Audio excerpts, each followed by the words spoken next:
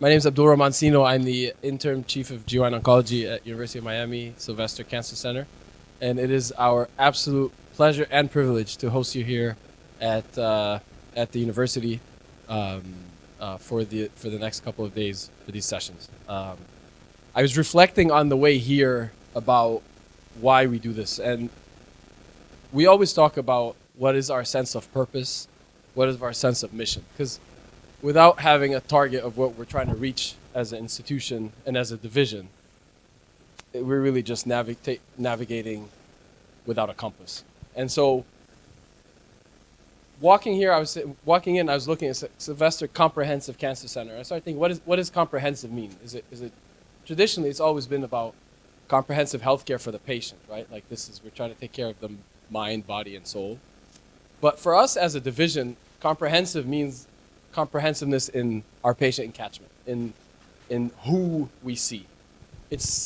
Our mission has to be about improving health for us, for our immediate vicinity, for our geographic area, that our catchment area, and for the whole world.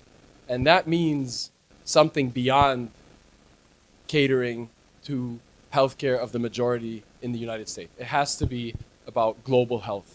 And when you look at our division, just look at, we are 5 GYN oncologists, 1 benign gynecologist, and 1 incredible scientist that we work in our group.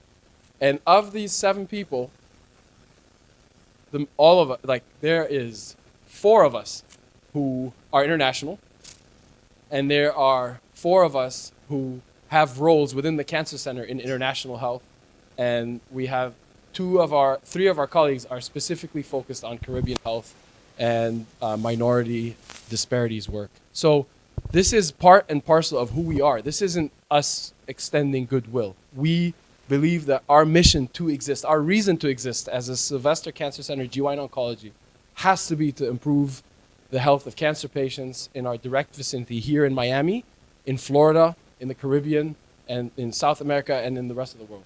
Our mission is global, and it goes beyond our direct vicinity. So this is a small part of what we aim to be moving forward.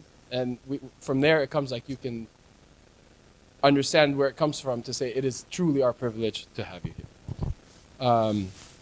Second thing I wanted to mention was like our relationship with the Caribbean GYN Oncology Society. And so I was talking to Riley here about the history of this relationship. And it started more than 20 years ago.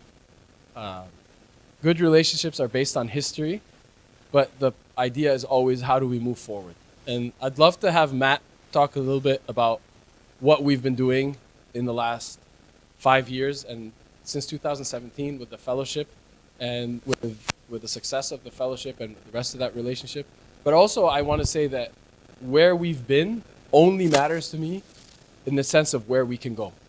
And I want to build on this rich past of our relationship to expand our relationship and make it better for our patients and yours and the patients of the entire Caribbean and the entire basin of our catchment area. So I'm very happy to have you here. We're privileged and honored. And I'd like to have Matt say a few words just a little bit. And thank you so much for being here.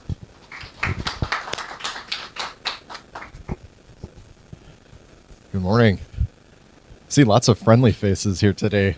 It's good to see everybody. The last time we convened in Miami, I think, was 2017 or 18, maybe. It was long before COVID. So, right in this room, I think, or in a room adjacent. Like we were right here. So welcome back. Clearly, a lot has happened in the last 5 or 6 years, and I'm very grateful that we've maintained the types of relationships that we have with our colleagues in the Caribbean. I wanted to touch just briefly on the fellowship, which we're incredibly excited about. So last year, we graduated our first fellow, Saito Bo, 2 years ago. 2 years ago, 2022, right? And Saito now works in Freeport with Raleigh and Darren. So we're demonstrating the successes of what we can do collaboratively with the International Gynecologic Cancer Society and then working together to train, which to Abed's point is a way we can kind of eliminate the scourge of gynecologic cancers globally. We're excited to have a fellow who will likely join this summer, also from UWI, Bahamas, in Nassau. But this goes kind of beyond education. We will have a training session tomorrow that we're doing collaboratively with the IGCS. So this is about kind of self promotion and ongoing clinical training. But we're also working together to expand access and work on health equity. So in a very exciting change of events, Dr. George and I received some funding last year from GlaxoSmithKline, and we'll be opening a trial here in Florida, one site in Nigeria, and then in Nassau with Raleigh and Darren for niraparib in women with ovarian cancer, which has not previously been available for free. And so we're very excited about these kinds of collaborations, and we're looking forward to many more ongoing collaborations. So let's use this time to kind of chat and reconnect, think how we can keep working together. And again, I'm grateful for y'all to come to Miami today.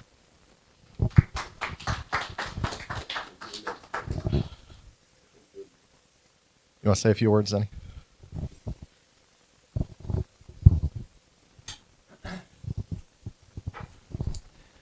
Well, good morning, everybody. My name is Denny DiPetrillo, and I'm the elderly and also old boy of GYN oncology, and I came to it all by serendipity. Serendipity number one was I was a resident in obstetrics and gynecology in Toronto. I had to do a year of surgery to complete my fellowship training, my residency training in obstetrics and gynecology. So I chose from Toronto to go to California to do it. And what I didn't realize, I went to the San Bernardino, which was the county hospital, and there was a war between the Mexican American population and the Harley Davidson boys. Okay, so for the whole year we had nothing but gunshot wounds, knife stabbings, and everything else. Critically ill patients. And when I finished, I realized I could not go back into clinical OBGYN, so I decided that I would go somewhere else, and so I decided to do gynecologic oncology. And I was fortunate because I was the first fellow out of the USC program with Phil Desai, Paul Morrow, and Dwayne Townsend. And from then, for the next 50 years, I guess, I've been involved indirectly in various aspects of GYN oncology. Coincidentally, in 1984-85, I met a young gynecologist called Tim Gopasing at a meeting in Berlin, and we hung out for a couple of days together. And then he started to send me patients at Princeton Margaret Hospital in Toronto. And from there, we created a system of my going down and helping treat patients and educate with the UWI and everything else in the Caribbean. That's why I've been in the Caribbean for 40 years, and I've been fortunate to be there at the right times to initiate and help develop programs. So I'm the old boy, and the old boy. And so the old boy, I can say whatever I want to say, and everybody says, okay, that's fine. So I want to say two things.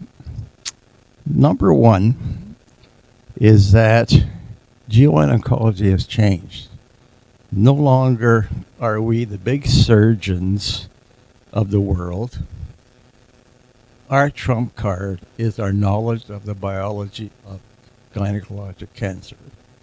That is our trump card. It's probably our only trump card, especially with minimal invasive surgery now, because you've seen gynecologists who are very, very slick at MIS and everything else. So technically, they can do it almost as well as we can do it. But they don't know exactly what to do if some strange thing came up, if a different disease was entered. And this is why we have to be not only gynecologic surgeons, but knowledgeable in the disease process, because it'll win the day. And we're going to find down the line that surgeries are becoming less and less traumatic, dramatic, and everything else. And one day, we may have some other biological modifiers and everything else to change our direction of gynecologic oncology. So we have to be nimble and flexible to do that. The next thing was a bit humorous was I have a PowerPoint, one PowerPoint, on the life cycle of a gynecologic oncologist. And I just want to share this with you. So at the end of the training in your fellowship program, you're waiting to be accepted to present a paper. So at the bottom of the curve, you're there waiting, present a paper. Finally, somebody accepts your paper, and you present a paper. So you're up the slope a bit, going up the slope. And based on your intelligence and the way you present, you get higher and higher and higher. And then all of a sudden you realize you are invited to present a case. Oh, you're invited. And then you become keynote speaker. And you're reaching the top of the curve as a keynote speaker. When your next invitation is to moderate. I would the keynote speaker moderate. Well, I know things to do. That's fine. I'm okay. And then sometime later, you're asked to chair a meeting. Well, okay, fine, I can do that. And then you're going down the slip, and you're asked to give the closing remarks. Okay. And then before you exit, you're asked to give opening remarks, like here, because they know you may not even stay the whole day. So thank you very much.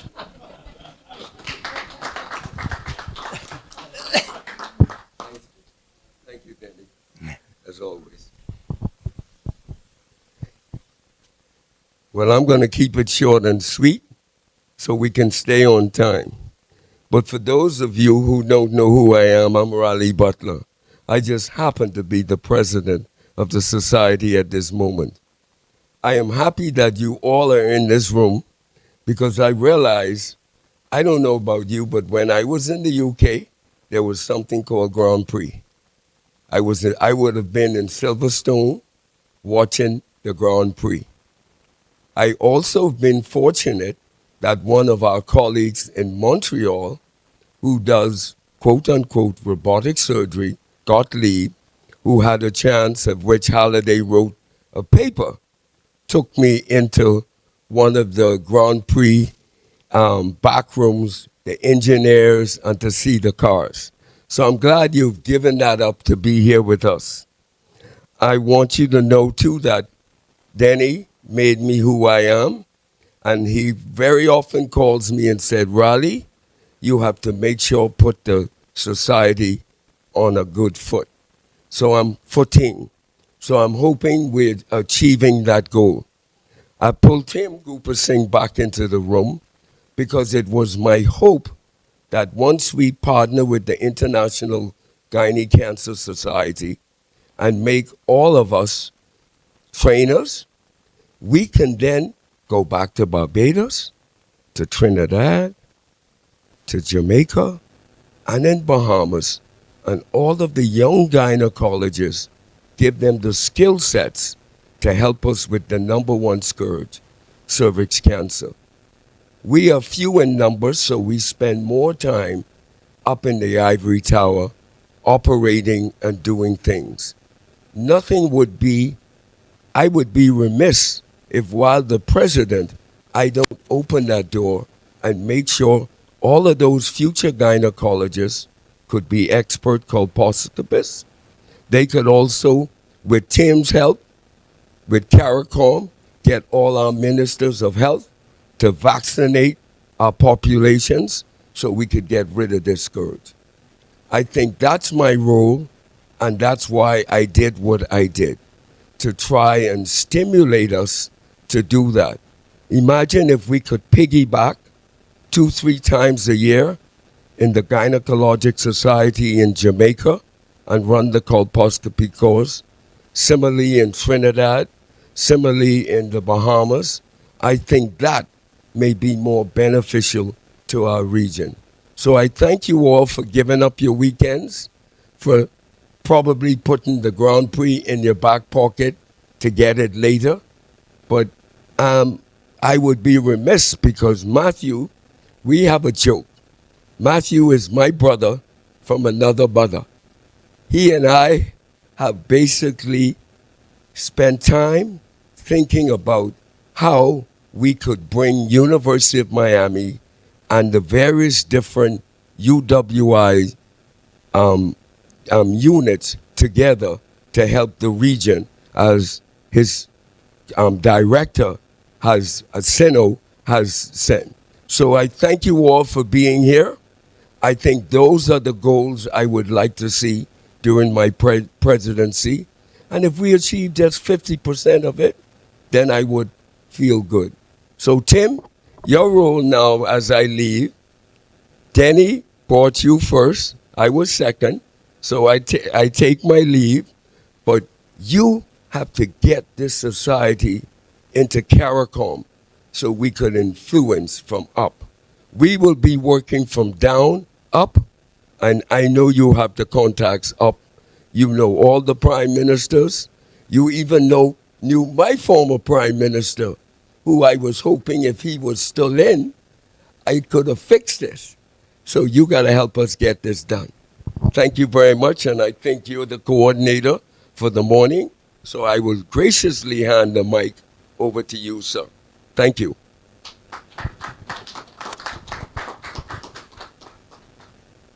Good morning, and it's a privilege and honor for me to be asked to be the moderator of this first session of the Caribbean Gynecologic Cancer Society.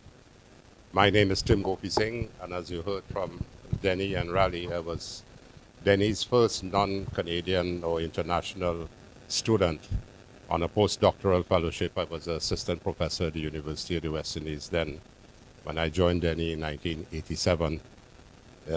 88. It took him 2 years to get me attached to get the permission of the Royal College of Physicians and Surgeons of Canada for me to be able to touch a patient. So it's a real honor. I trained with Denny for nearly a year, and from since then we have become very close. And then he said he wanted to get the Caribbean. I was the first one from the Caribbean to have been trained in gynae oncology. And then he started to say, let's get it together for the Caribbean. And through the assistance of so many like Raleigh Butler and others, we brought the Caribbean Gynecologic Cancer Society together. Denny was the first president and has been with us since then, to now leading the way and helping us chart the course. But what Raleigh is talking about, I served in my government as a cabinet minister, Minister of Education, and then, of course, I assisted in second in command in terms of the health sector. And so I got to know, being in politics for 30 years, mixing medicine with politics. I served as clinical dean of the medical school in Trinidad for about 4 or 5 years. And I helped to establish the medical school in Trinidad in 1987. We are now almost 36, 37 years. So I have, as Bradley said, a good linkage with most of the Caribbean prime ministers. And so I'm still active in the politics, hoping that our party will win the next election, and so that we will have a more significant role in the medicine of the Caribbean. Things like the chronic non-communicable diseases, which are common to all the Caribbean countries, of diabetes, hypertension, and cancer. So it's not for me to make a speech, but to start the proceedings. And as moderator, our first lecture is going to be given by Dr. Ian Harley on sentinel lymph nodes and endometrial cancer. Are they an option in low resource settings? So we bring on Dr. Ian Harley to present. Okay, good morning, Miami.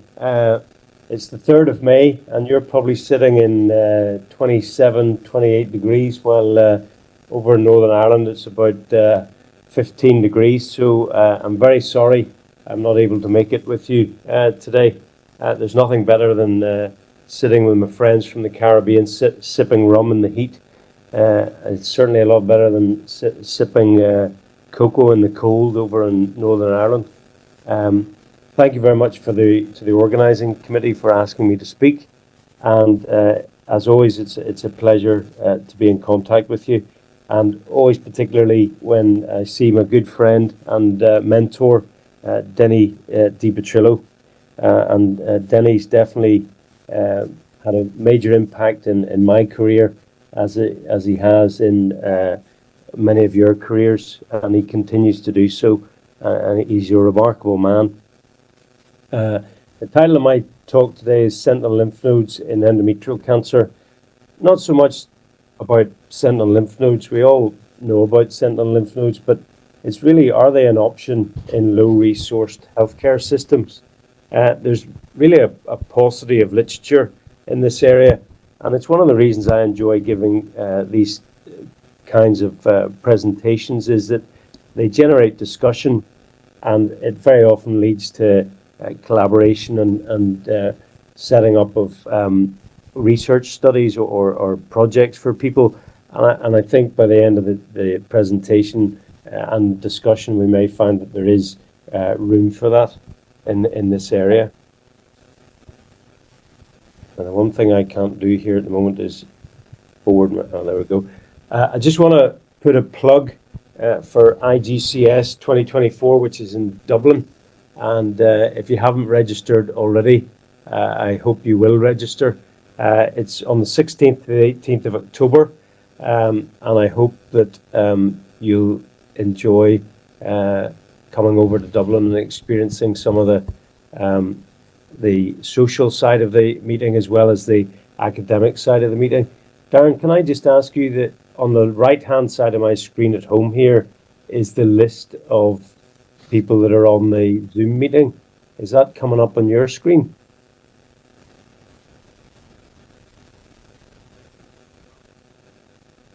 No, we just seen your slides. Okay, that's good. So this is the Liffey in Dublin, and on the right-hand side, it looks like the building has fallen over. That's actually the International Conference Centre, where the meeting, the IGCS meeting, will be held.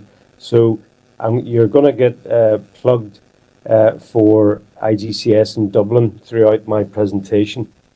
So background or outline to this is, I'm going to just briefly touch on gynecological cancers in the Caribbean and endometrial cancers, and also lymphadenectomy in endometrial cancer, including sentinel lymph nodes, morbidity and indication, and the challenges of implementing a sentinel lymph node biopsy program in low-resourced healthcare systems. And I'm probably ashamed to say it, but the NHS is a relatively low-resourced healthcare system in the UK. And although I'm from Northern Ireland, it is part of the NHS UK healthcare system. When I did my fellowship in Toronto in 2003 to 2006, one of the striking things there was that Al Covens was an early adopter of sentinel lymph nodes in both vulval and cervical cancer, and also now endometrial cancer. But he was doing sentinel lymph nodes in cervical cancer and vulval cancer way ahead of a lot of other countries and centres, even across Canada. And Al doesn't do things, by half, and he doesn't do things just on a whim. He'll only do things if there's good evidence, including his own evidence that he'd built up from his own research database. And when I came back to Northern Ireland, it was another 14 years before we started using a sentinel lymph node technology in vulval carcinoma. So that's why, I feel sometimes we're a low-resourced healthcare system. So with regards gynecological malignancy in the Caribbean, obviously the commonest malignancy is cervical carcinoma, followed by endometrial carcinoma, and then we move down to ovary and vulva. The risk factors for endometrial carcinoma are age. It's predominantly a disease of the elderly. Obesity is a risk factor. Diabetes, genetic, including Lynch syndrome, and unopposed estrogen, either through HRT or PCOS. Prognostic factors include age, depth of myometrial invasion, surgical staging, including lymph nodes, tumor grade, histological subtype, LVSI, and now molecular subtypes, mismatch repair, POLE, and P53 being the three main ones. Is lymphadenectomy therapeutic in endometrial cancer? Well, almost 16, 17 years ago, there was two large studies. The Aztec trial was actually heavily criticized, so it was at the time, mainly for its methodology and protocol. But in general, both these studies showed that there was no overall survival advantage for patients undergoing full lymphadenectomy. And there was really, it started to be the beginning of a conceptual shift regarding the role of lymphadenectomy from a therapeutic procedure to more of a diagnostic procedure, certainly for women with clinical stage 1A disease. I have no apologies for sharing this with you. Every time I give a talk about surgical gynae-oncology, I put the depetrilogram up, as Denny always did when I was working with him. He always drew out the depetrilogram, and this appears in every talk I give on surgery. And I think the last slide where full lymph node dissection was shown not to be of benefit, it actually reflects the depetrilogram. Why do something that can result in complication and a complicated failure when you should be striving for uncomplicated success as a general principle? And that's really where sentinel lymph nodes comes in as well. So surgical staging in endometrial carcinoma, low risk women, 1A, 1B with grade 1 or 2. It tends to be standard surgery with hysterectomy and BSO. The intermediate and high risk women is standard surgery with hysterectomy and BSO and sentinel lymph node sampling or lymphadenectomy if you don't use sentinel lymph nodes, plus or minus omentectomy. If they've got positive nodal involvement on imaging, you would remove those nodes and the higher echelon chain. And then with stage 3 and 4, you'll do cytoreductive surgery. This may be open or laparoscopic if appropriate. So why sentinel lymph nodes? Well, I'm plugging the IGCS meeting as well. Now, it's not too often that it's like this in Ireland, but this certainly would be a good day. So hopefully in October, you'll have some good days if you come to the IGCS meeting. Why sentinel lymph nodes? It's diagnostic, prognostic. It reduces morbidity rather than full lymph node dissection, and it allows us to tailor adjuvant treatment according to the result, amongst other pathological parameters. Sentinel lymph node versus full pelvic lymph node dissection. This is a study from 2016, so it's quite old, and it involved high-risk patients with endometrial carcinoma. And 15% of all sentinel lymph nodes were positive for malignancy, as opposed to only 1.5% of all systematic full lymph node dissections that were positive for malignancy. So the sentinel lymph node actually picked up more of the malignancies than the full node dissection.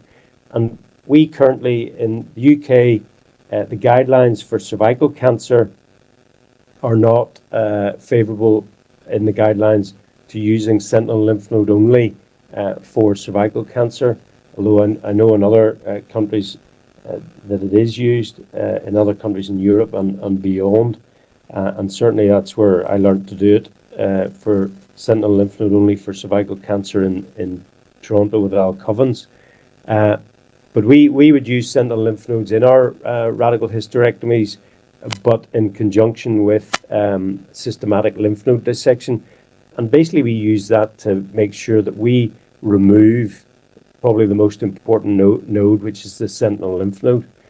So I think you can use it, sentinel lymph node alone, but if you have the technology, why not use it to improve your your sensitivity of your full node dissection. The false negative rate is quoted at about 7.7%, although, as you'll see in a later slide, that has decreased with later studies. And the negative predictive value is 92.3%. This slide is other studies, and the detection rate, the overall detection rate, which is the first column here, so So that's the detection of sentinel nodes, either bilateral or unilateral, is pretty high. It's over 95% in the majority of studies. Bilateral detection is lower, so you get failed detection on one side. So bilateral detection would be between 70 and 85% or just higher. Sensitivity is good, and the negative predictive value also is pretty high. And in this collection of publications, there's only actually one that mentions the false negative rate, and it's 1.5%. So this shows you the sort of performance of the sentinel lymph nodes in endometrial carcinoma. So why sentinel lymph nodes? And we're getting into why we should maybe be thinking of this in low-resourced countries or healthcare systems. It's a lot to do with the morbidity, and morbidity costs healthcare systems money, and also has an economic impact on the patient. So full node dissection has a significant morbidity, with lymphedema in 20 to 40%, lymphocyst formation 20 to 30%, a significant number of them requiring intervention.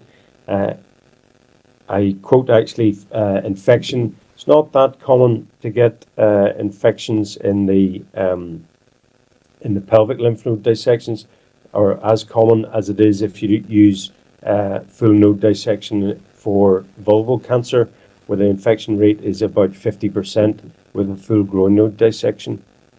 It avoids prolonged hospital stay, and you get a faster return to normal activity, including employment, which has therefore a financial impact on the patient.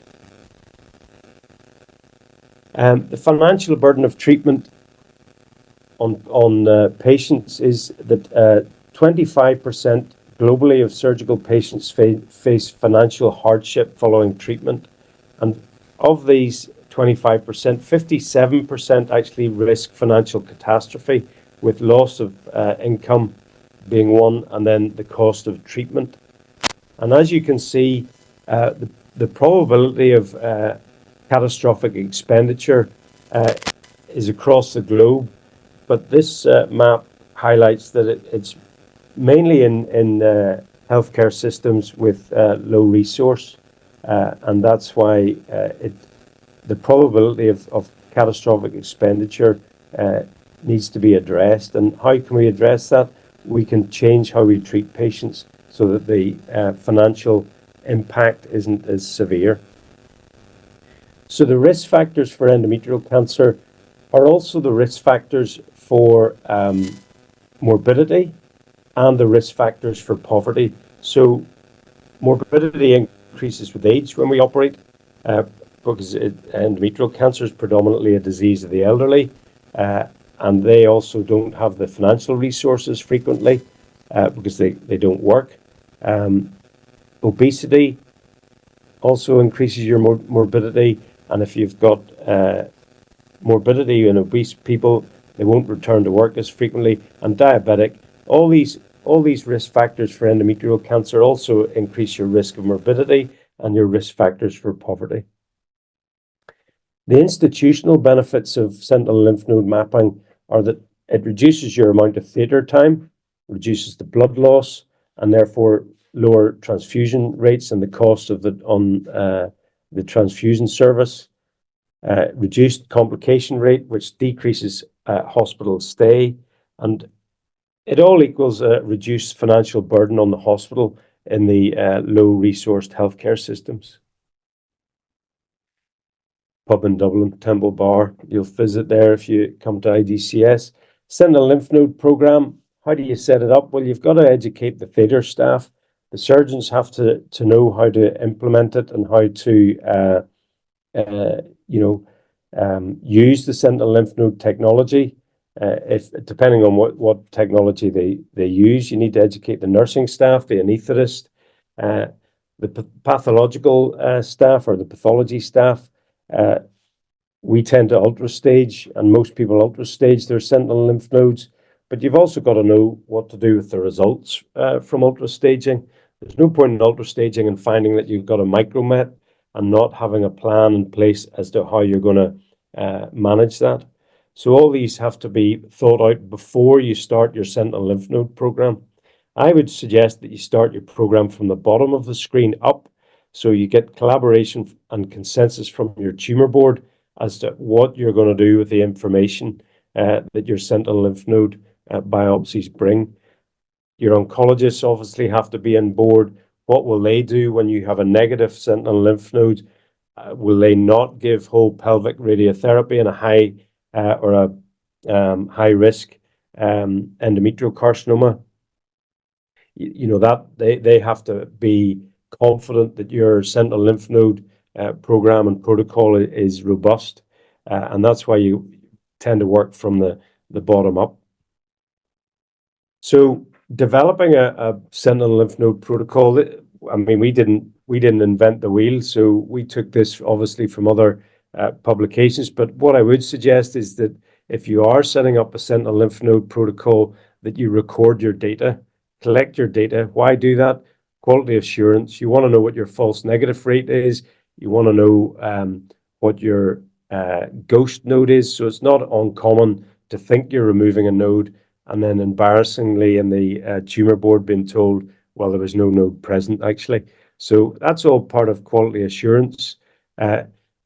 Recording your data leads to publications, and it also helps you build a business case for any additional part of your sentinel lymph node program, either changing the technology, improving the technology, or increasing the number of patients that you're making it available for. So I think if you're starting off, record the data, collect the data, and use it. And data is only as good as what you put in, so make sure from the get-go you collect good, robust data. So it starts off, basically, the protocol starts off with selecting the right patient. So it's a patient high risk, intermediate to high risk with an endometrial carcinoma that would frequently, if not always, get a full lymphadenectomy. And it's perfectly acceptable to now use sentinel lymph node detection as an alternative. So select the patient, select the type of tracer you're going to use. I'll go into a wee bit of detail of that in a minute. And then have a protocol as to what happens when you have sentinel lymph node detection or when you don't. So our own sentinel lymph node protocol, which is the same as most people's, is that if you detect sentinel lymph node, you remove it and send it to pathology. If one or other or both sides, but hopefully you'll have bilateral detection. But if one side's negative, you then have a protocol of doing a full lymph node dissection. Now you have to decide whether you're just going to do that side of the hemipelvis or whether you're going to extend it and do the paraortics as well, because it is possible that the sentinel lymph node on that side is up amongst the paraortics, which you should check for as part of the procedure. But so our protocol is that we'll do a full lymph node dissection on the hemipelvis that has no sentinel lymph node detected, but extend that up to the IMA on the paraortics, as long as it's appropriate to do so with regards to the patient.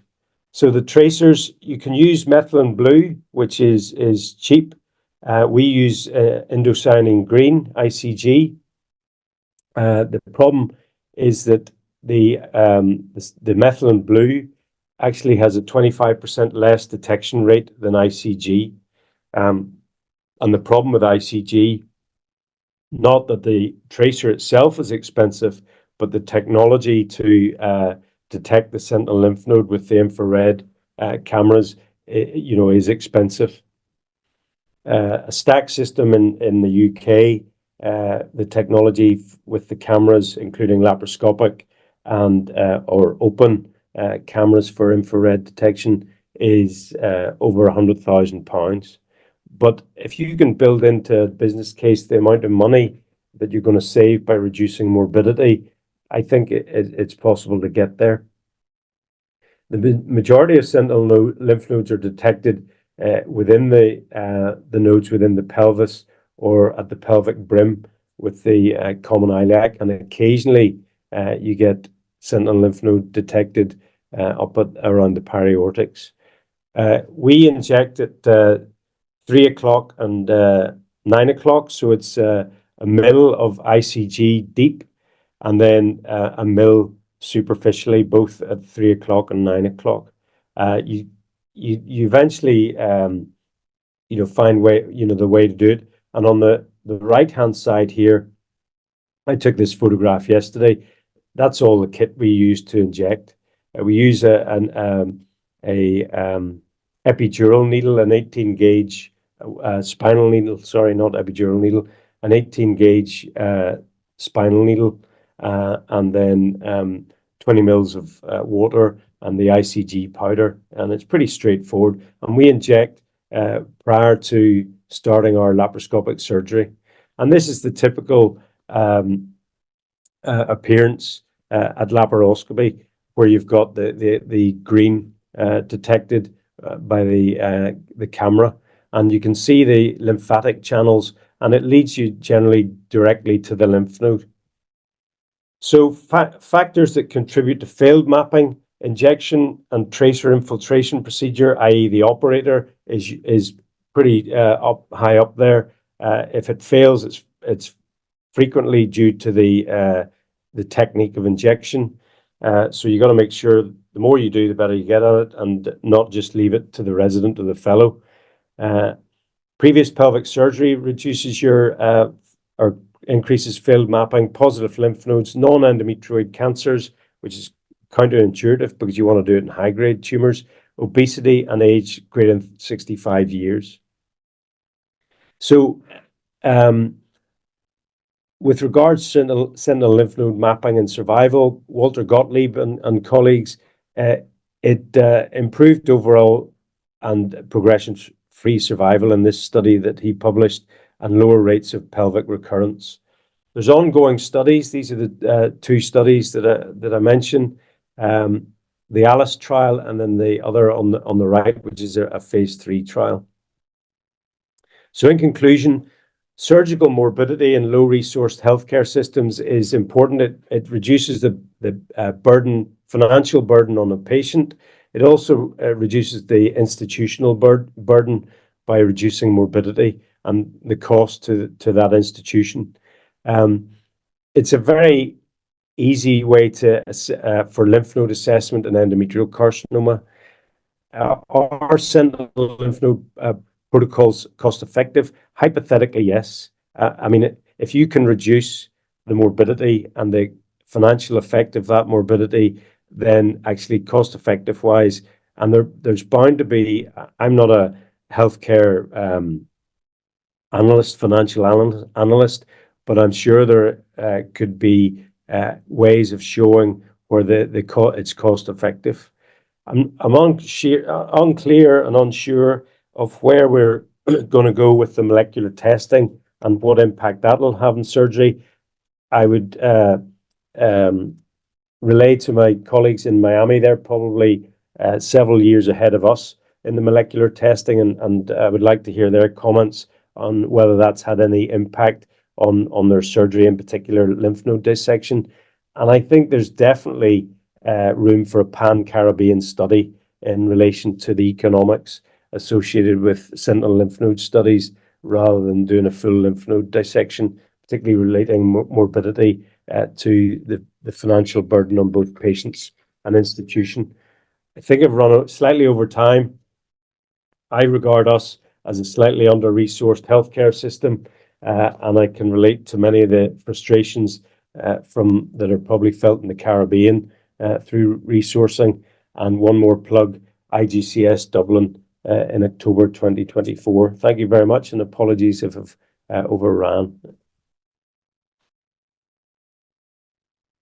Center is Dr. Vishal Bahal from Trinidad and Tobago. Dr. Bahal is one of our 4 or 5 gynae oncologists in Trinidad, and he basically does most of the surgical procedures in South Trinidad with one other colleague, and in North we have 1 or 2 of us who do the work. So Vishal, the floor is yours now for your presentation. And Vishal is going to speak on preoperative outcomes in a gynecologic oncology center in a Caribbean setting. Thank you. So my talk is on perioperative outcomes and morbidity in a gynae oncology unit. So the data I'm presenting is essentially data from my own unit at San Fernando General Hospital.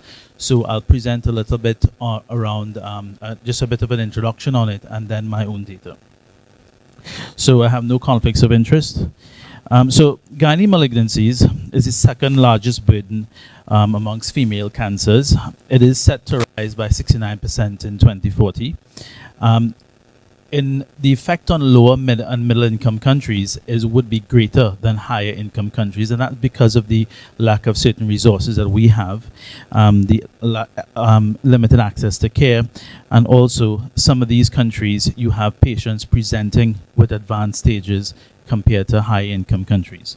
And that is because, as Dr. Butler spoke about before, some of the limitations with screening that we have to beef up, and also the lack of or limited primary prevention for even cancer of the cervix.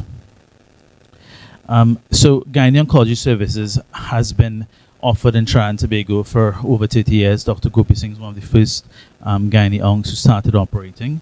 And as well as in other Caribbean islands, you may have had gynecologists performing surgery, and then that progressed to, train gynae oncologists, as time progressed. And obviously, surgical outcomes with gynecologists would be different to gynae oncologists based on the type of training that they would have.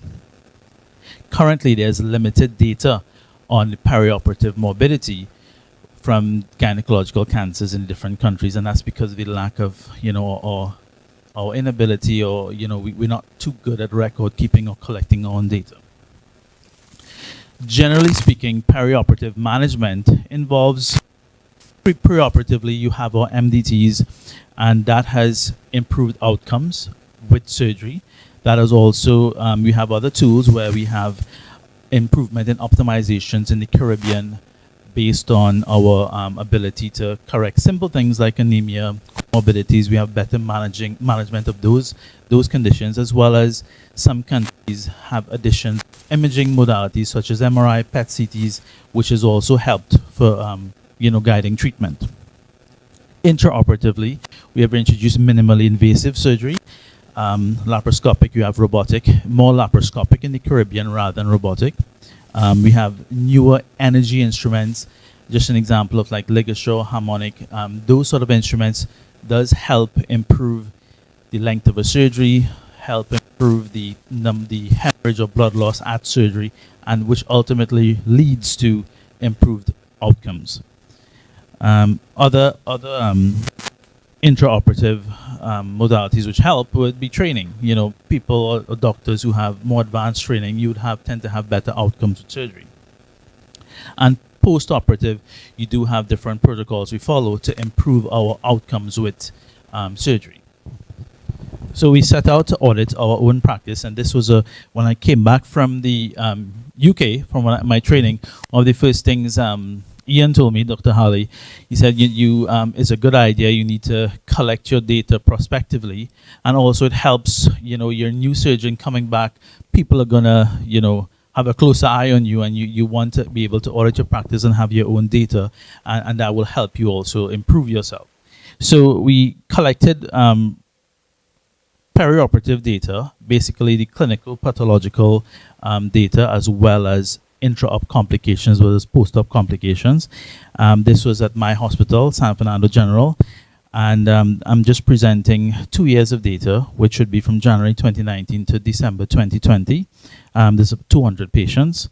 The type of patients would be women undergoing surgery in my unit for suspected ovarian cancer, uterine cancers, cervix, ovarian, vulval.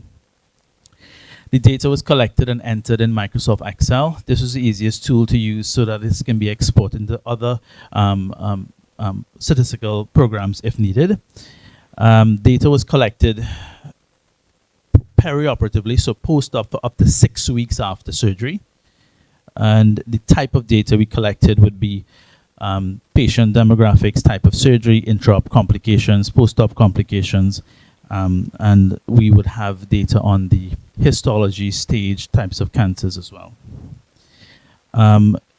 Prior to surgery, patients were usually screened 2 weeks prior, admitted the day before surgery. Patients were advised to fast from about 4 hours prior, and but the majority of patients in our setting tend to fast for 8 to 12 hours. It's just a cultural; they wouldn't eat, wouldn't fast for 4 hours.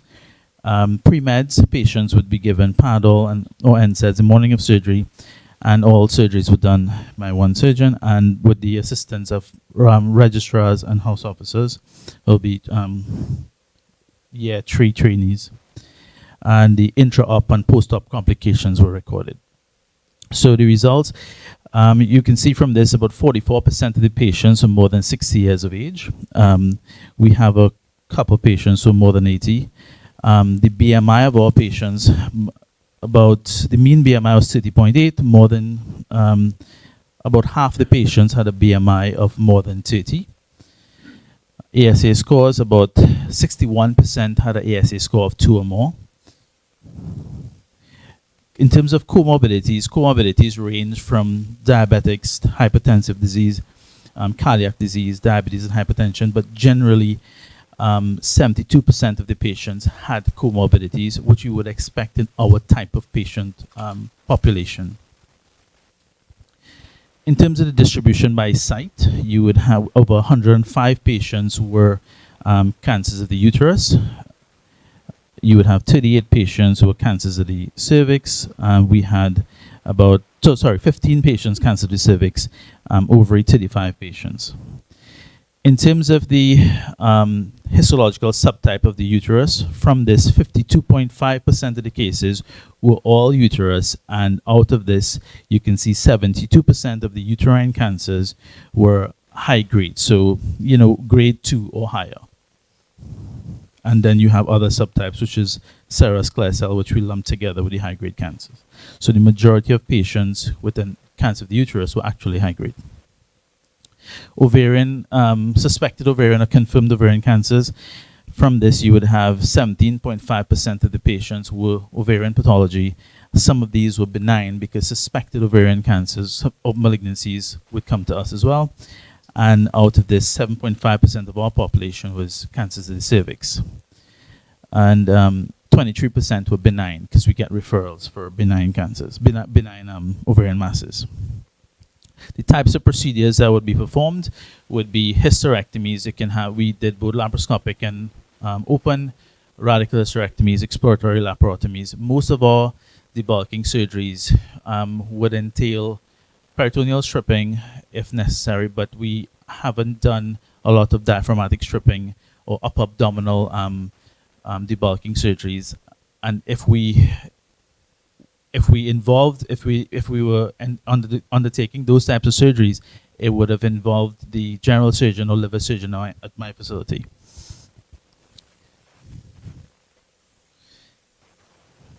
So out of this were I wouldn't go through this in detail, but basically these were the number of patients for the different types of surgeries. In terms of morbidity, from our data, we saw that about 86% of patients had a blood loss of less than 500 mils. And again, this is all using the tools we have. And most of these patients, we would use an energy device, a LigaSure, and this does help to minimize blood loss. Length of hospital stay, majority of patients, 83%, stayed a length of time of less than 5 days. And in terms of intra-op complications, from this you can see our complication rate was 5% if we excluded blood loss of more than 500. So in that other category, that would include blood loss of more than 500. A couple of patients had bradycardia during surgery, or an SpO2 dropped to less than 85. But if we included everybody with intra-op complications, that would be a total of 8.5%, sorry. And post-op complications, you can see from this, wound infections, pelvic abscess, bladder infection, those are the list of complications. Overall, we had a post-op complication rate of 13.5%.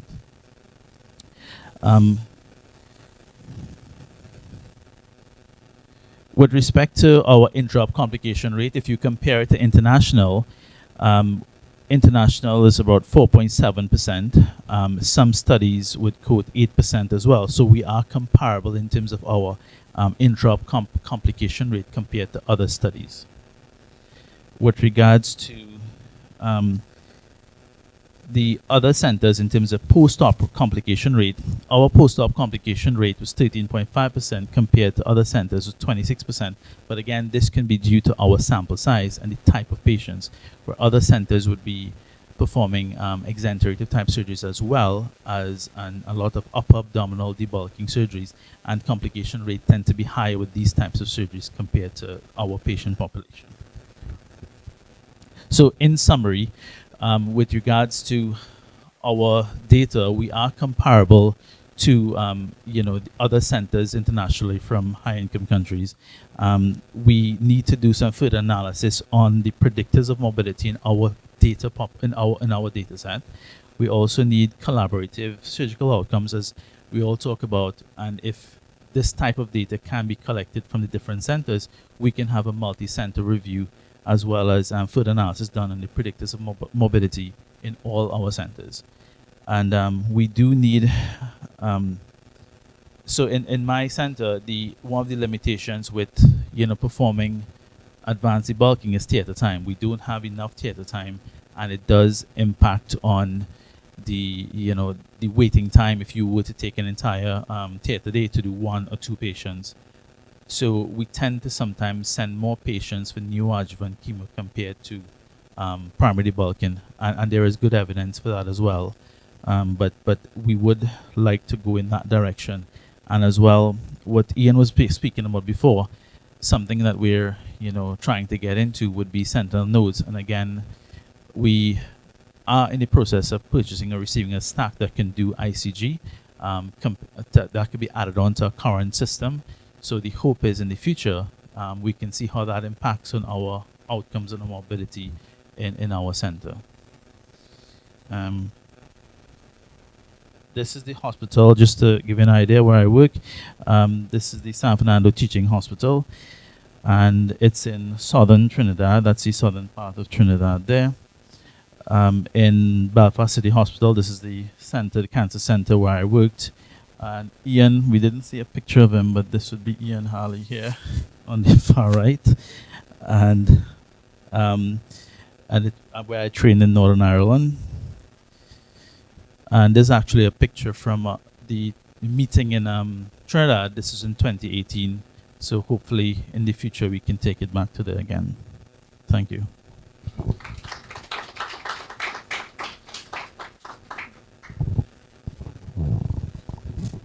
Thank you very much, Dr. Vishal Bahal. One of Trinidad depends on Vishal for his work. Vishal is one of 3 around, and well, I am on my way out, as Denny said. When you're aging, you know where you are. So, Vishal, congratulations on the work that you're doing for the benefit of the patients of Trinidad and Tobago. Our next presentation is being done by Rodrigo Windalini via Zoom.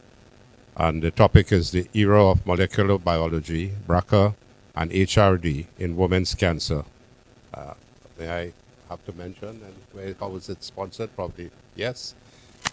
Sponsored by AstraZeneca. It's industry sponsored by AstraZeneca. We thank AstraZeneca for the sponsor, as Dr. Troy Gatliff has asked me to mention that. Thank you, and may we have Rodrigo. Thank you very much for the introduction. It's a great honor to be here with you. I'd like to thank the organizers and also AstraZeneca for the invitation.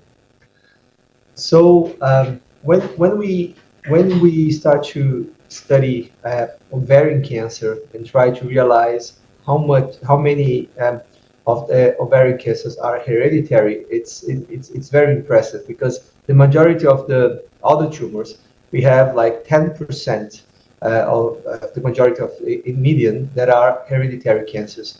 But for ovarian cancer, it's different, because approximately 25%, 1 in 4 ovarian cancer patients, they will develop this tumor because of a mutation. So it's very important to know that the hereditary burden of cancer, of ovarian cancer, is really impressive. And it's not only for patients with family history of breast cancer and ovarian cancer. As you can see here in this, as you can see here, the majority of the hereditary ovarian cancers are due to mutations in the BRCA1 gene and BRCA2 genes. And you cannot expect a family history in order to test the ovarian cancer patients, because in this study that enrolled approximately 400 patients, as you can see here, 31% of our patients, they do not have any breast or ovarian cancer family history. And approximately 35% were older than 60 years old. This is something that is uncommon for the other hereditary cancers. The majority of them, they develop in younger ages. But here in the ovarian cancer, you cannot wait for something like this to perform or to order the tests. The majority of the hereditary ovarian cancers are serous ovarian cancers and high-grade. So because of that, the leading oncology societies, they recommend testing all women with ovarian, tube, and primary peritoneal cancers.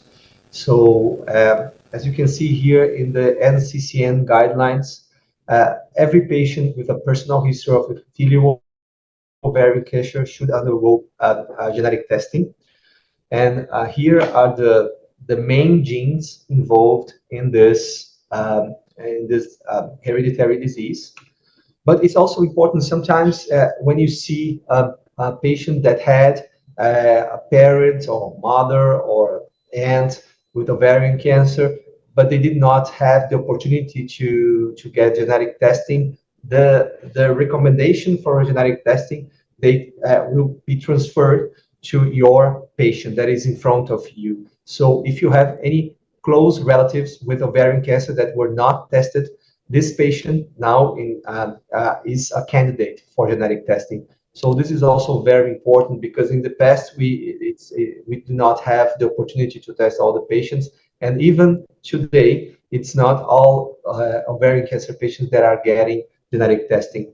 So it's important to recontact and to revisit this indication for patients with relatives with ovarian cancer.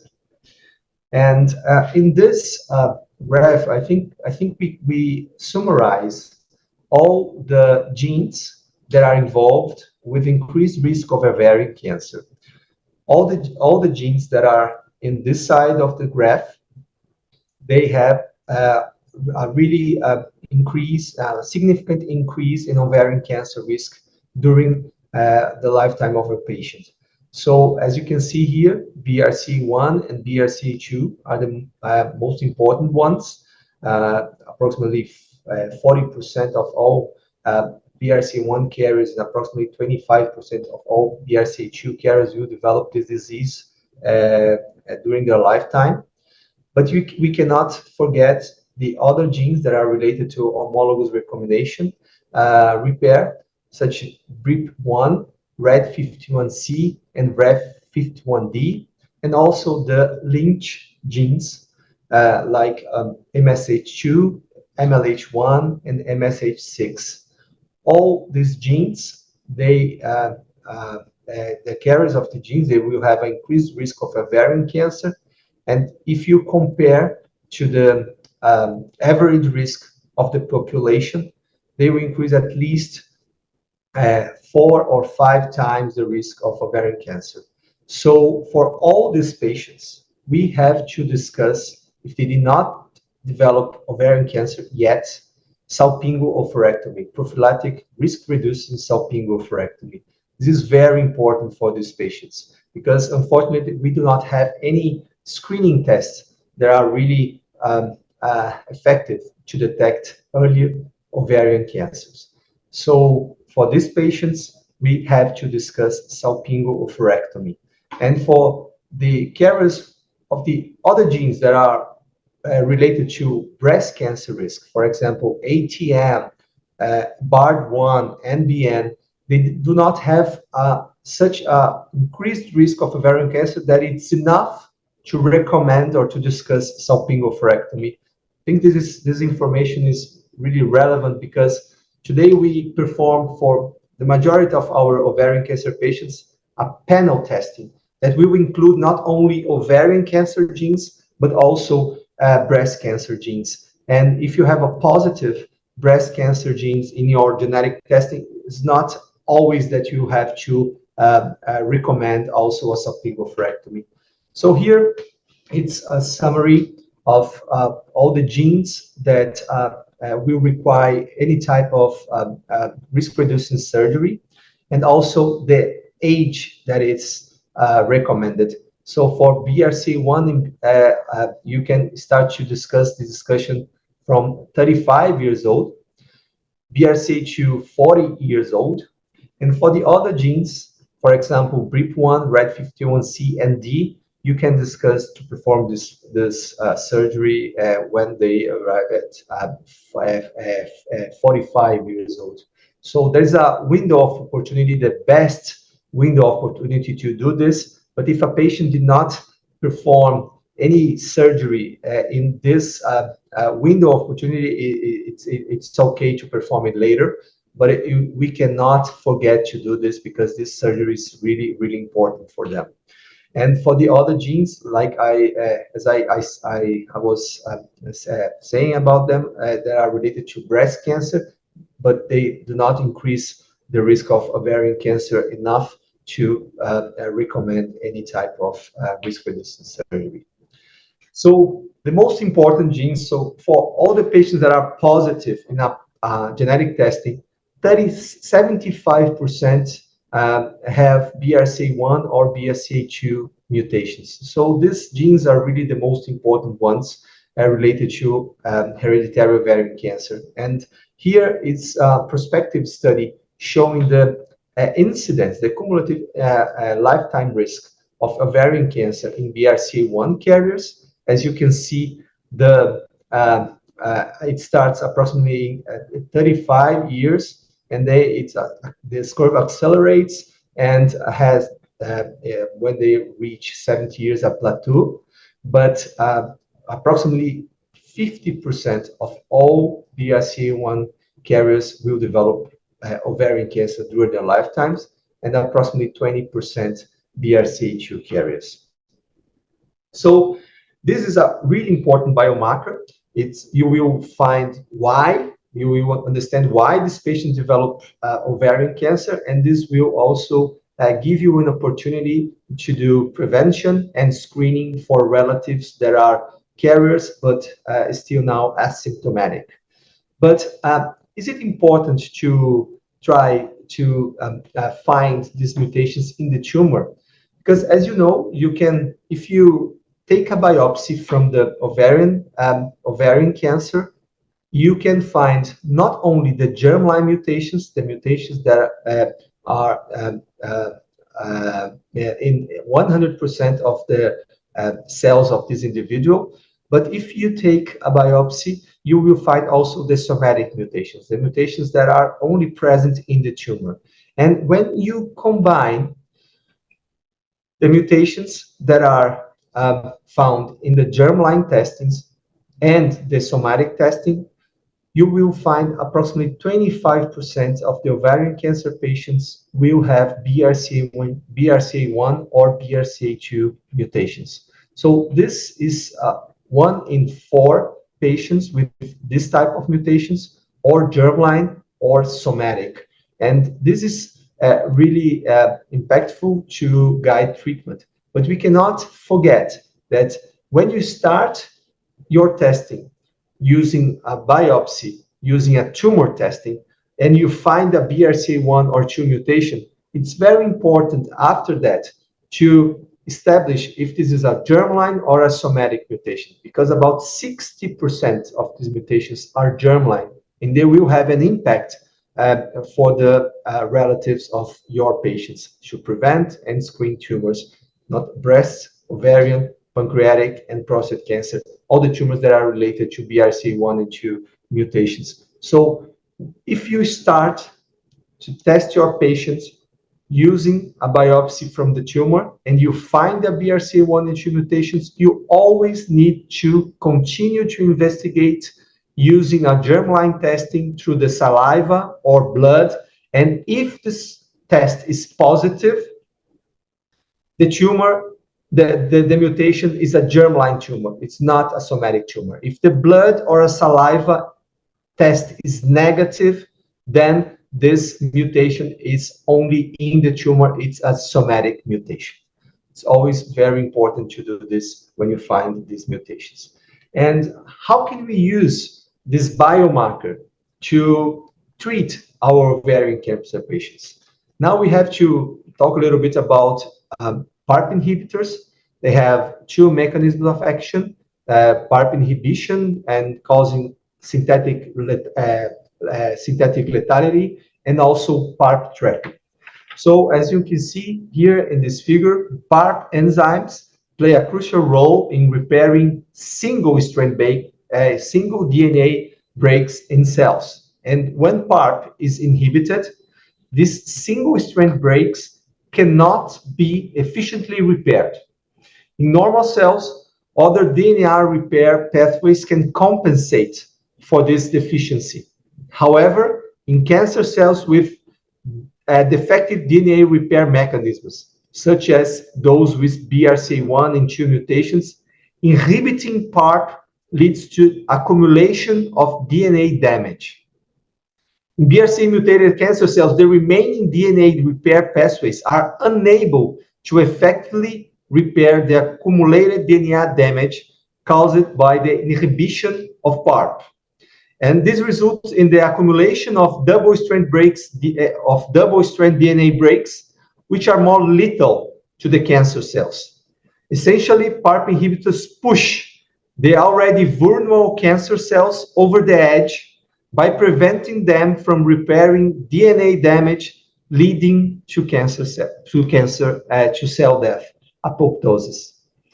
And the other mechanism, the PARP trapping, occurs when the PARP inhibitor not only binds to the PARP enzyme, but also traps it on the DNA at sites of DNA damage. And PARP trapping occurs when the PARP inhibitor not only binds to the PARP enzyme, but also traps its DNA on the sites of damage.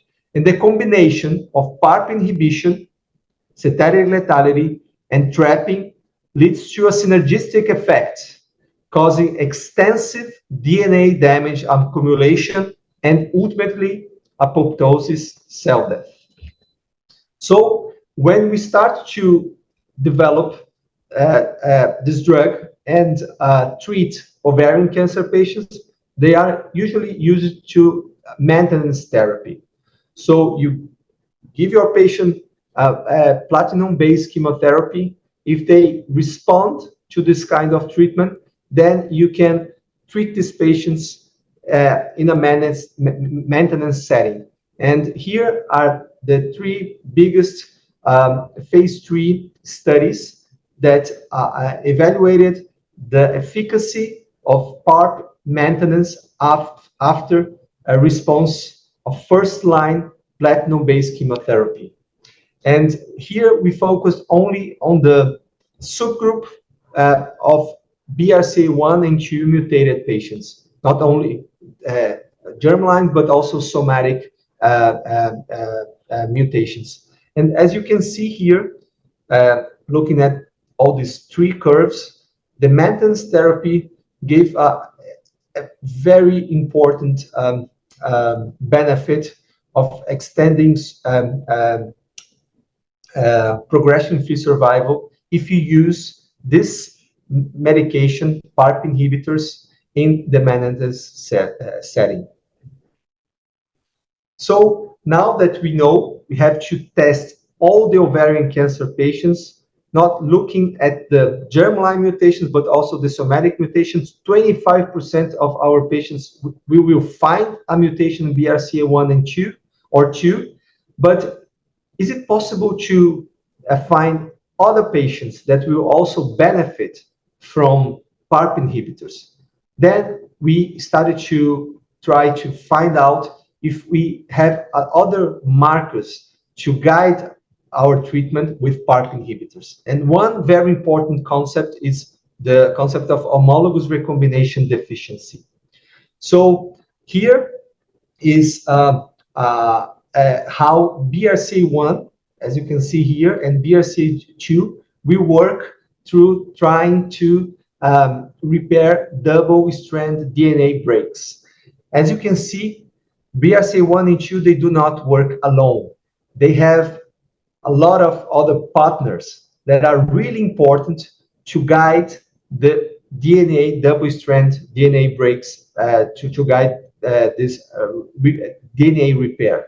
So it's very important to analyze if the other genes have also mutations and they are working well. In all the other genes, we call them homologous recombination pathway genes. So when we are mentioning something about the homologous recombination pathway genes, we are talking about BRCA1, BRCA2, and all the other genes that will help them to repair double-strand DNA breaks. And this type of DNA repair is slow, specific, but very exactly. After this, the DNA will gain again genomic stability. So BRCA1 and 2 and their partners will do a great job in again this DNA will get genomic stability. And if we look at all the ovarian cancer patients and try to sequence or analyze the other genes, non-BRCA way, that are related to homologous recombination repair, we found that approximately 50% of all the ovarian cancer tumors will have at least one type of mutations or epigenetic or genomic alterations in the homologous recombination pathways genes. So can we use this information to also guide treatment for ovarian cancer patients? And how and why would it work? So when you do not have any homologous recombination repair occurring in your cells, there is another way to try to repair double DNA strand breaks. And this alternative DNA repair mechanism is called, as you can see here, NHEJ. And it's really fast, universal, but it's error prone. At the end of the repair, the DNA will not be the same. It will have a genomic scar. It will have genomic instability. So the alternative of homologous recombination repair, it's not a very good one. It is not going to reestablish genomic stability. So it will remain a lot of scars in your genome, in your tumor genomes. And we can try to find it through different genetic testing. For example, we can try to find loss of heterozygosis because these scars is possible to detect through the next generation sequencing strategies. And now we have two ways to look at the DNA repair mechanisms. You can take a look at the cause. For example, is my BRCA1 and 2 genes not working? My PALB2, my ATM gene is not working? Or we can look at the effect. If my tumor do not have homologous recombination repair occurring or fixed very well, so you will have a lot of genomic scars in your DNA, and the effect you can see, as you can see here in the scar, a lot in this car that just had an accident.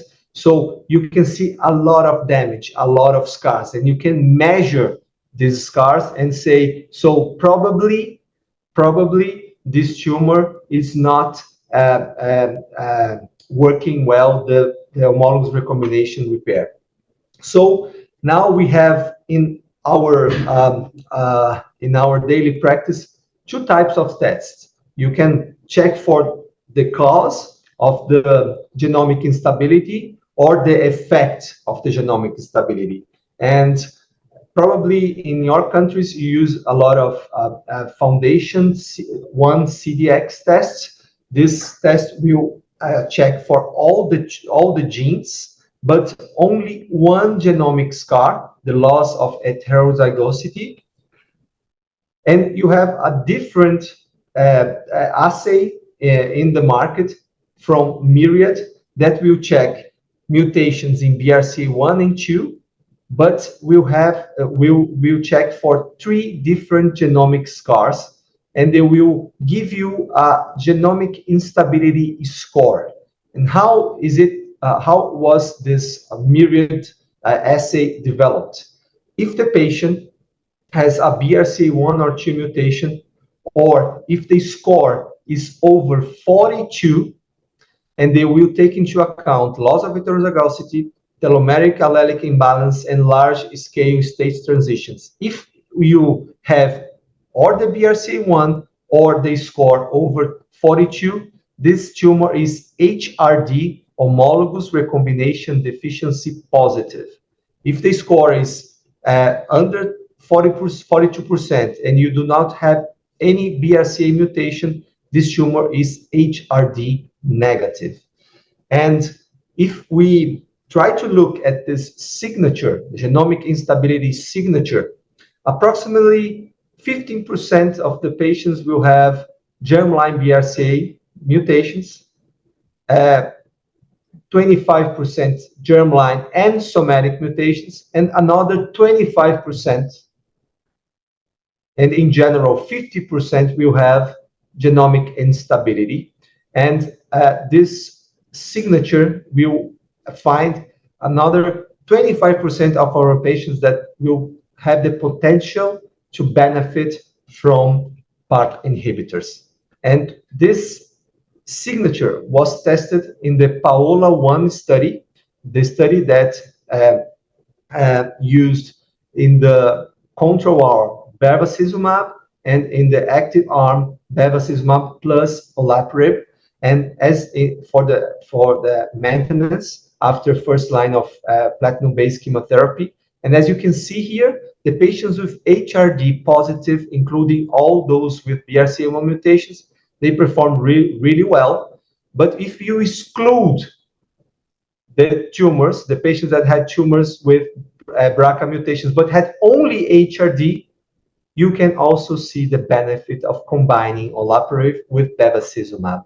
So this biomarker was validated as a predictive biomarker to benefit patients with a combination of olaparib plus bevacizumab in the maintenance therapy after first line of platinum-based chemotherapy. And here, as you can see in this graph, the patients that had HRD negative tumors, they did not benefit from the combination. So this is a validated biomarker right now to use in the combination of bevacizumab and olaparib. And as you can see here, in the PAOLA and the PRIMA trial, those patients with HRD positive, including BRCA, are the ones, the group that will get the best benefit with the combination. And if you do not have BRCA1 but have only HRD, this will also have a great benefit, but the HRD negative will not have a great benefit. So it's not going to work. You will not use this combination for these patients. And in this PAOLA study, approximately 50% confirming what we expected had HRD positive tumors. Here in Brazil, we could not afford for the Myriad test. It's really very expensive.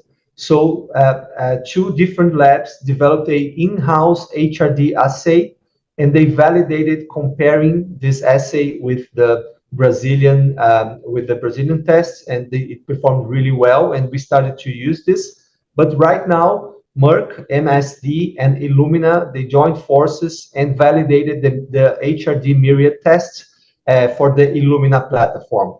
Now, if you have a lab with that, is possible to run Illumina TrueSight Oncology 500. It's an assay that will have a sequence approximately 500 genes. The HRD signature is included and validated, and we can use it as if we were doing the Myriad tests. So, in conclusion, tumor cells deficiency and homologous recombination repair are sensitive to PARP inhibitors, and genetic testing is essential to guide treatment in high-grade epithelial ovarian cancer. Approximately 15% will have germline BRCA1 and 2 mutations, plus 10% somatic BRCA1 and 2 mutations. So we need to perform genetic counseling and testing for all ovarian cancer patients. And approximately 50% will have HRD positive tumors due to germline and somatic BRCA1 mutations and high genomic instability score. If you used the Myriad test, the score over 42 is a positive score. And there are a lot of predictors of response to PARP inhibitors. To begin with, the patient needs to be sensitive to platinum, and the group that will get the most benefit are the germline and somatic BRCA1 and 2 mutation carriers, and after that, those that are BRCA1 and 2 negative but HRD positive. And if you identify any HRD positive patient, this patient is a candidate to use the combination of bevacizumab and olaparib in first-line maintenance therapy. Here are my contacts. Please do not hesitate to contact me if you have any questions. Thank you very much. Thank you very much, Rodrigo. May I be privileged to give a little bio of Rodrigo? His main area of research is oncogenetics, in particular hereditary cancer syndrome, genetic counseling, cancer screening and prevention, cancer molecular genetics, and personalized medicine. Dr. Guindalini received his Doctor of Medicine from and was a resident at the Federal University of Sao Paulo. He also completed a PhD in cancer genetics and fellowship in clinical oncology at the University of Sao Paulo. Additionally, he was a visiting scholar at the Center for Clinical Cancer Genetics and a fellow at the McLean Center for Clinical Medical Ethics at the University of Chicago from 2012 to 2013. He now works as a medical oncologist and is organizing a cancer risk assessment program at Oncologia Dio. So thank you very much, Rodrigo, for your brilliant and most informative presentation a while ago. Our next presenter. Thank you. It's a pleasure and a privilege. Thank you. Hold on with us for questions, if possible, in a while. The next area of presentation is the epidemiologic aspect of familial cancers in the Caribbean. Epidemiology is one of the most important factors in determining where you are as a nation, where you are as a people, in terms of what are the major disease processes and so on that we need to deal with. And it's a privilege to have Dr. Sophia George to present epidemiology of familial cancers in the Caribbean. The floor is yours.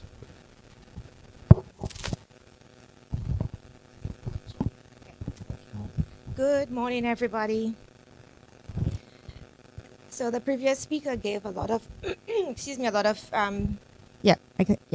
previous speaker gave a lot of background on genetics, and so I might just skip through some of the slides that I have.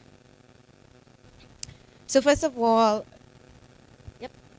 First of all, this is data that I pulled from the WHO.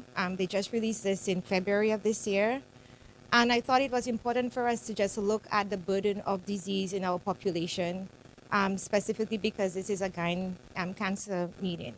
So you can see across, cervix isn't there, but you can see across ovarian and uterine cancer that the Caribbean islands rank, so in yellow rank there on the left, Trinidad and Bahamas in for ovary and uterine cancer. And then, of course, for cervical cancer, it's a virally linked disease. And so you can see in red the African countries, but then we follow, the Caribbean region follows in yellow. And I just wanted to give more context that another disease that is linked to familial cancers and genetic cancers is breast cancer. So you will often interact with your patients and you will ask them about their family history of breast cancer, ovarian cancer. And so it was also important to show you that we do also have a high burden of this disease in our population relative to everywhere else in the world. So we're in yellow here. Okay. So what are cancer syndrome? Just a brief definition before we keep going. So these cancer syndromes produce a higher than normal level of breast, ovarian, and endometrial cancer in genetically related individuals. And that the hereditary factor can be proven, so we know it's a specific gene, like the BRCA1, BRCA2, or it can be suspected. We don't know what it is, but there's something, and that's where people like myself will go looking for what the something might be. It could be environmental, by the way, because when you're in a family, you're exposed to the same environment, so it could be something beyond genetics. Okay.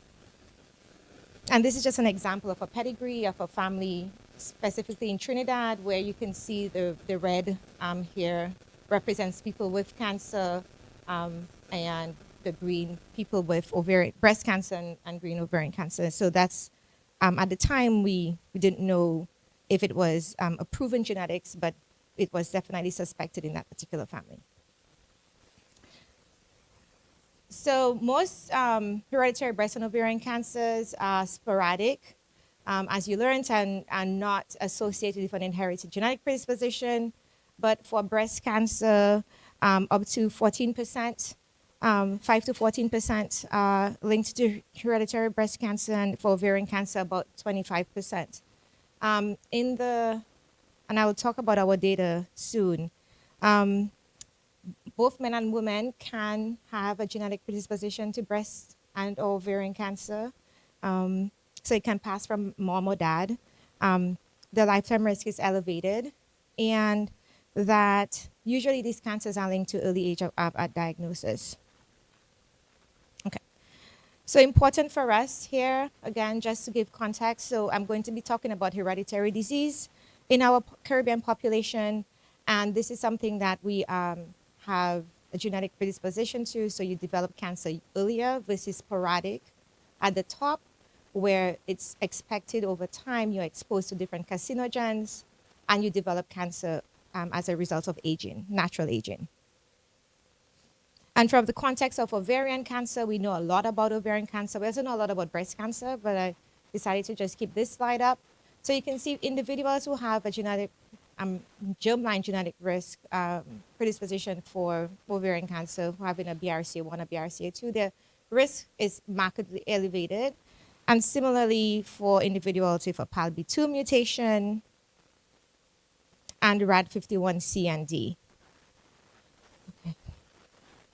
And then there was this, just again, to give you more information about the proportion of individuals who we know have mutations. Again, this is not the Caribbean information yet, that the majority of individuals who have a genetic or familial linked cancer are due to BRCA1 and 2, and the other genes are more rare or not as common. And this is just a review article that David in the audience published a while ago, where you can see, as the previous speaker talked about, that there are genes that increase your risk significantly in red, and then there are moderate genes in, what color is that? In yellow, orange, and then other genes that are suspected for maybe increasing your risk, but we will only know this with more data. So many years ago, many of you likely know this story, but I will tell it again. So many years ago, one of my mentors, Dr. Judith Purley, who is a medical oncologist, noticed that women in her clinic at Jackson who have breast cancer were and were diagnosed with early age at onset, aggressive disease, were Bahamian. And so she went on working with the Bahamian medical oncologist, gynae oncologist, to try to figure out what that link was. At the time, BRCA1 and 2 were recently known. Genetic testing was a hot button thing in the United States. And so they got money from Komen Foundation, first Myriad, and then Komen Foundation, very small pot of money to test 50 people. So they found data, and they went on to do additional studies. So this is the original data where she observed that breast cancer in Bahamian women was skewed to the left. And again, one of the indicators of genetic or familial breast cancer is early age at onset. So that is what started stimulating the idea that maybe we have this same phenotype, genotype in the Caribbean. As I said, this is what is known in the population. And is it showing up? It's small. So from the original observation in 2006 to the first set of publications that came in 2010, they started to identify specific mutations in the Bahamian population, specifically 7 types in BRCA1 and 2. The first genetic sequences were done in that group. And of course, the women were very young. The ovarian cancer patients were very young. They then went and looked at specific mutations. The question was, do we have the same mutations as the Ashkenazi Jewish population that was well documented? And the answer is no. Then with the societies, civil societies, the Bahamian Cancer Society, Ministries of Health, they established a breast cancer screening program and genetic testing screening program. And it was a way to be able to reduce the burden of disease in that population. Since then, we've done some other work, but we've also identified that it's not just BRCA1 and 2, that the same study participants would then sequence additionally and identify that another gene, RAD51C, was also present in the population that increased the risk of specifically here breast cancer. So additional work was done. So of the 200 or so women who were diagnosed, and women, yes, there were no men, I think, I don't remember now, who were diagnosed with breast and ovarian cancer, they went and they looked at what is happening with those individuals that were identified to have a mutation. Did they do something? Did they tell their family members, etc.? So this is another study that was published by the group. And so this is one on the left showing the type of mutation and the BRCA1 and 2. Just in case you were interested. But most importantly, on the right, we wanted to know like what happened with that information. So right now, you would counsel your patients to have some kind of risk-reducing surgery to prevent ovarian cancer if they were diagnosed with breast cancer.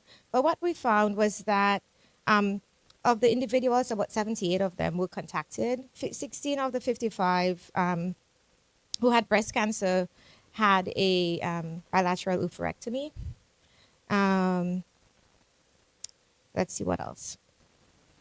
There were 46 women who already had breast cancer, and 15 of the subjects had no diagnosis of breast cancer at the time of the genetic test results. And that was interesting because of the strong family history, and there's a background story to that. It always happens that when we go do studies in the region, people are like, mommy had cancer, sister, cousin, please, please, please let us participate. And then you do this. You go test them, and then, of course, you find things. But the story is that, and that's important for you, that how do we encourage your patients to undergo some type of follow-up once you do the genetic testing? And also, quite importantly, cascade testing. So you find something in a woman, how do you encourage her or him to tell the family members so that they can get tested and then going through some screening program to prevent cancer in their family. In general, what we know well, and in terms of the prevalence of just having a BRCA1 or 2 mutation in the general population, in the United States at least, it's about 1 in 40 Ashkenazi Jewish women and men have a BRCA mutation.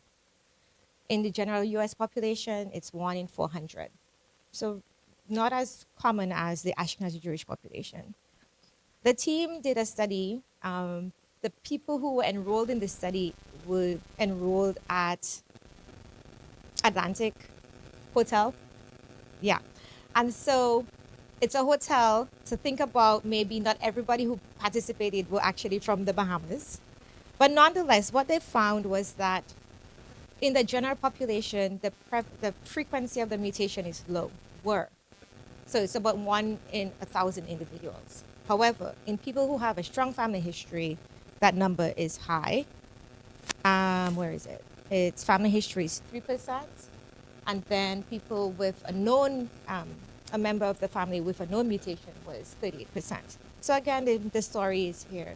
If you have a patient who has a mutation, it's really important for us to encourage them to tell their family members that you can reduce the risk of disease in their population.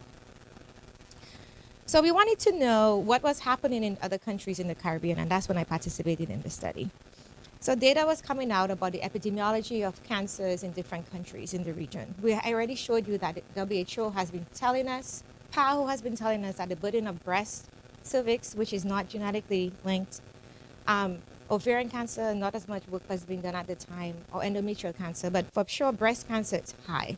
And so the same thing we saw in Haiti with our collaborators, that women were being diagnosed at early ages, so young women.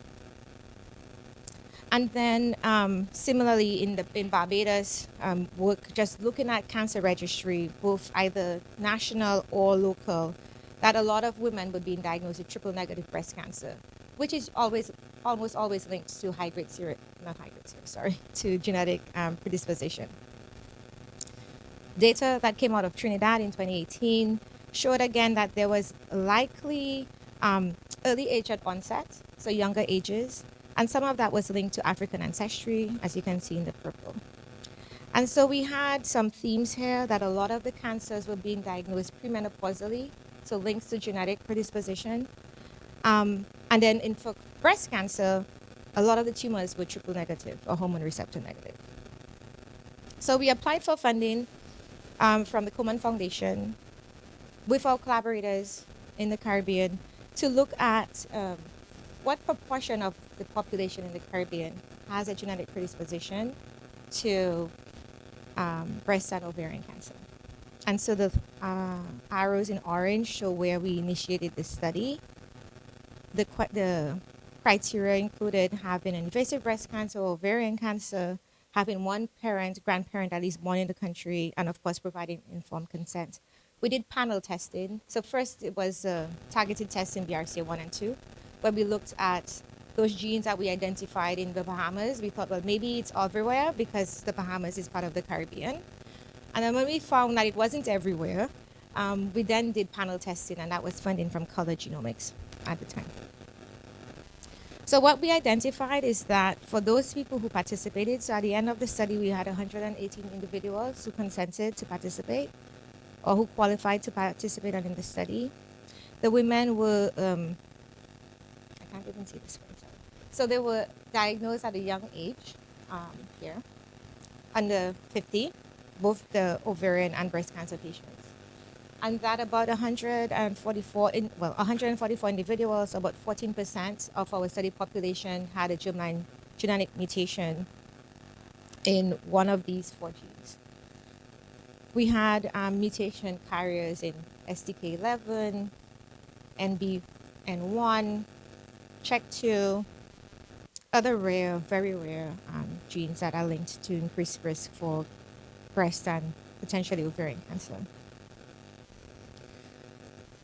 When we looked specifically at the individuals who had a germline mutation, they were 6 years younger, at least in the context of breast cancer, than our cohort population, and for ovarian cancer, it seemed like they were older than the non-mutation carriers.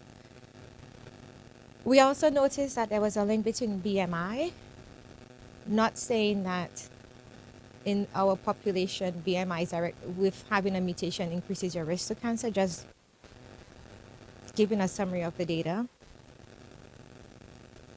And that there was a high proportion of triple negative breast cancer, which made sense because we know that this is linked, having a BRCA1 or 2 mutation is linked to increased risk for breast cancer, and particularly triple negative breast cancer.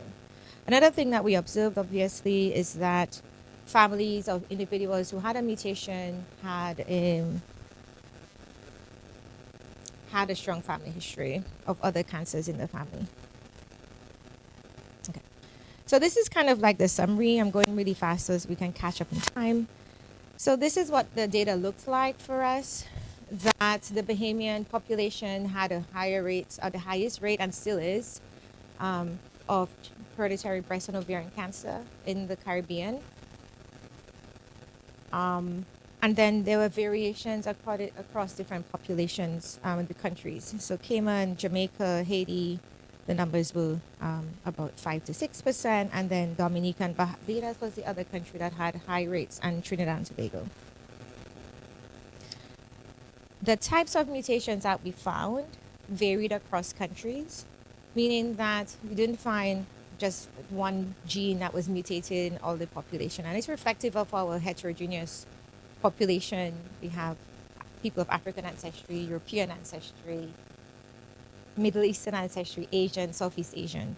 And so we're capturing this diversity by looking at this. So what we did when we found some of this data, we asked the question on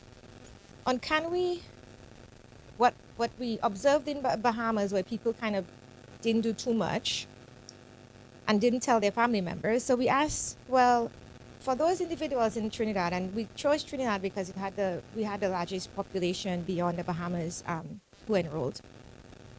So of the probants, of people who had a mutation, we reached out to them and we invited them to invite their family members whom they had told us when we did the pedigree, who either had cancer or just first-degree relatives, so mom, sister, cousin, children.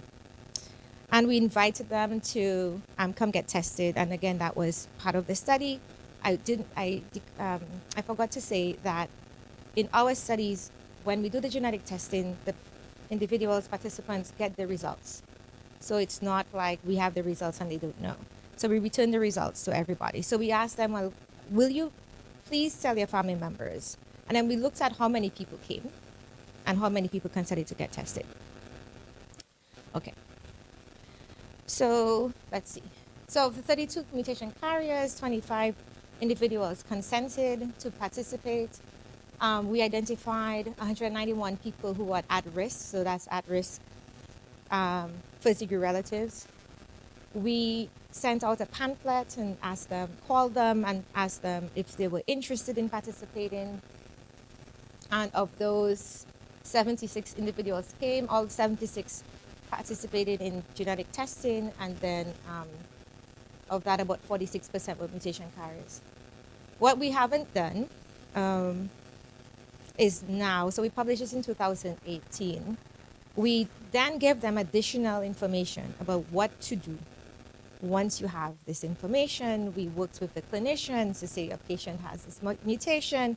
Some literally said they don't believe in that, and we were like, okay. But some individuals did do some risk-reducing surgery. It would be interesting for us to know now where they are and what they have been up to, quite frankly. And this is an example of a family member whom, so this was a proband. She passed away, unfortunately, during the course of the study. And we invited her mom and a cousin, I guess. Yes. And a cousin to participate. And so the cousin, we identified and advised the cousin that she had a RAD51C mutation. This particular individual ended up doing a mastectomy with the study team. So I'm going to quickly shift to endometrial cancer because we don't have a lot of data on it, but I felt it was important to shed some light because it's such an issue for our population. So again, this is just a snapshot of what the burden looks like, those yellow dots are Caribbean islands. The Bahamas is at the top, Jamaica, Trinidad, Tobago, Barbados, and Cuba. And what we know about endometrial cancer is mostly linked to Lynch syndrome. So the genes in that orange box are part of the Lynch syndrome. And then you have this potential link to having those with a BRCA1 having an increased risk for high-grade serous endometrial cancer. I just told you about the rates of BRCA mutations in our population. We have high rates of endometrial cancer, so you can think about that potential link in that and that causation in our population. So what we already know is that, and this is work that was conducted here with our collaborators, that Black women in the Caribbean who are in the United States, or at least specifically in Miami and in Florida in some cases, have better outcomes than African American women. But we also see that they also have higher rates of serous cancer. And so one of the things that we're asking, that Matt mentioned at the onset, is whether there's a link between BRCA1 and BRCA2. And so where we're going to next is ask very similar questions, but across different populations specifically.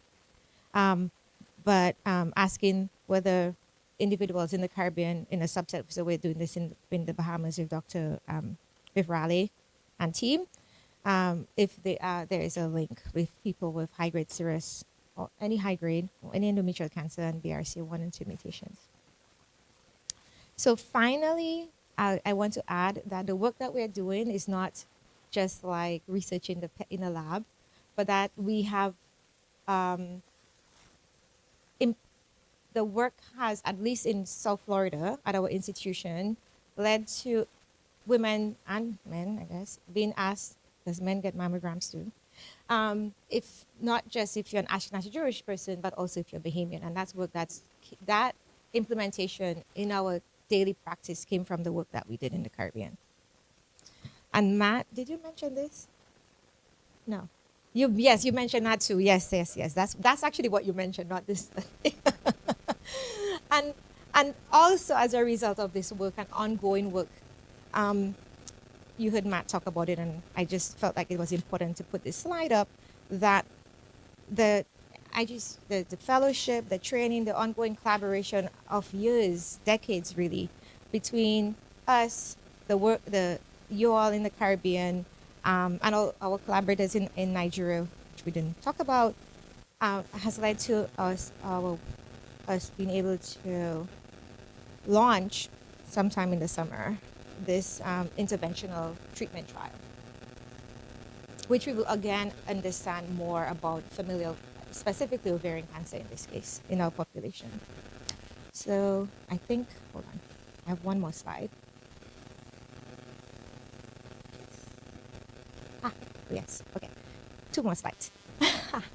So to answer questions about other cancers, so not just GYN, we're working with the African Caribbean Cancer Society doing this 13 country study, epidemiologic study, genetic study, specifically on breast and prostate cancer, but again looking at germline and prostate disease across these countries. And hopefully we'll be able to do the same with ovarian and we're starting endometrial. And yeah, and I'll say thank you.